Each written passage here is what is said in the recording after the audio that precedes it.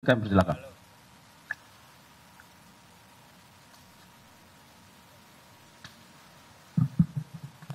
Assalamualaikum warahmatullahi wabarakatuh. Waalaikumsalam warahmatullahi wabarakatuh. Selamat malam, salam sejahtera bagi kita semua. Yang saya hormati Bapak Kapus Penkum beserta jajaran, para kasubdit yang hadir, yang mengikuti kontes malam ini, para teman-teman, saudara-saudara, jurnalistik yang hadir. Pada malam hari ini saya akan menyampaikan perkembangan penyidikan perkara dugaan tindak pidana korupsi dalam pemberian kredit PT Bank Pembangunan Daerah Jawa Barat dan Banten, juga PT Bank DKI Jakarta kepada PT Sritek Rejeki Isman Tbk dan entitas anak usaha yang ada di bawahnya. Bahwa pada hari ini, hari Rabu, tanggal 21 Mei 2025, tim penyidik pada Jaksa Agung Muda Tindak Pidana Khusus Kejaksaan Republik Indonesia berdasarkan surat perintah penyidikan nomor 62-F-2-F-10/2024 tanggal 25 Oktober 2024 telah melakukan atau telah membawa 3 orang saksi. Yang pertama adalah Saudara DS selaku pemimpin divisi korporasi dan komersial PT Bank Pembangunan Daerah Jawa Barat dan Banten tahun 2020. Yang kedua, YM selaku Direktur Utama PT Bank DKI Jakarta tahun 2020. Kemudian yang ketiga adalah ISL selaku Direktur Utama PT Sri Rejeki Isman Tbk tahun 2005 sampai dengan tahun 2022. Yang bersangkutan dihadapkan kepada jaksa penyidik, kemudian dilakukan pemeriksaan di gedung Jampitsus Kejaksaan Republik Indonesia.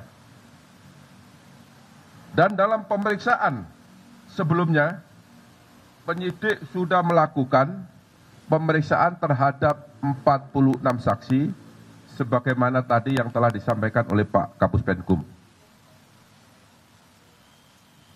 Dan pada hari ini, penyidik juga melakukan pemeriksaan terhadap 9 saksi.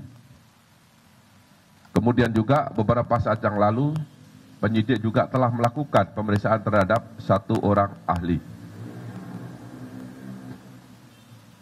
Setelah melakukan pemeriksaan terhadap para saksi tersebut di atas, penyidik memperoleh alat bukti yang cukup telah terjadi tindak pidana korupsi dalam pemberian kredit dari beberapa bank pemerintah kepada PT Sritek Rejeki Isman Tbk dengan nilai total outstanding atau tagihan yang belum dilunasi hingga bulan Oktober 2024 sebesar 3 triliun 588 miliar 650 juta 808.000 rupiah, maaf, 1.028 rupiah, 57 sen.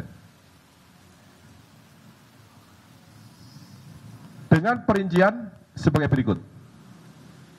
Untuk Bank Jateng sebesar 395 miliar 663 juta 215.800 rupiah. Kemudian untuk Bank BJB, Bank Banten dan Jawa Barat sebesar 543 miliar 980 juta 507.170 rupiah. Kemudian untuk Bank DKI sebesar 149 miliar 7 juta 85.018 rupiah, 57 sen.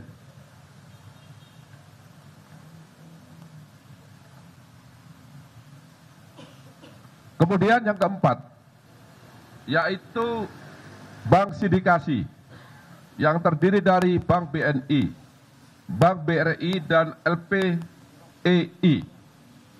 Jumlah seluruhnya adalah 2 triliun 500 miliar rupiah.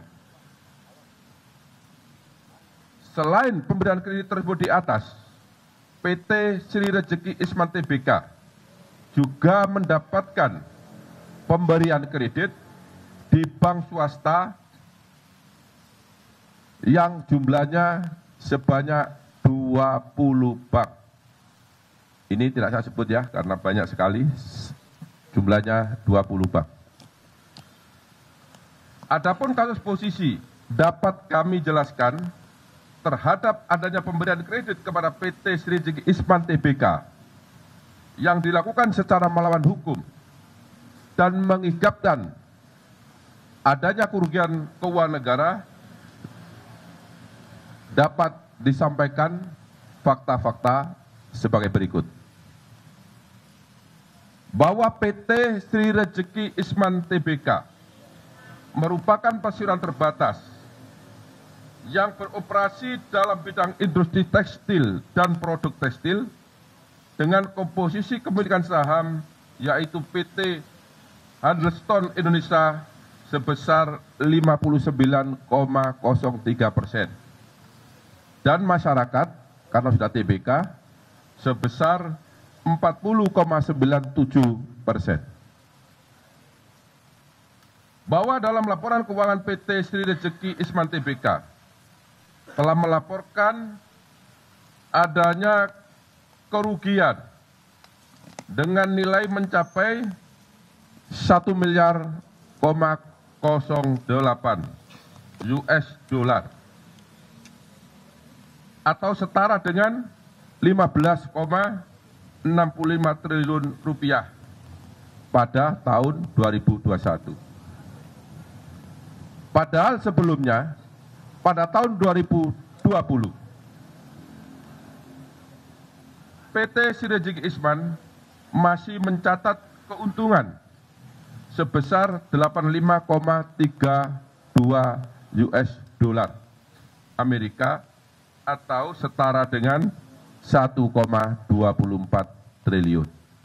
Jadi ini ada keganjilan dalam 1 tahun mengalami keuntungan yang sangat signifikan, kemudian tahun berikutnya juga mengalami kerugian yang sangat signifikan. Inilah konsentrasi dari teman-teman penyidik. Kemudian PT Sri Rejeki Isman Tbk dan entitas anak perusahaannya memiliki kredit nilai total outstanding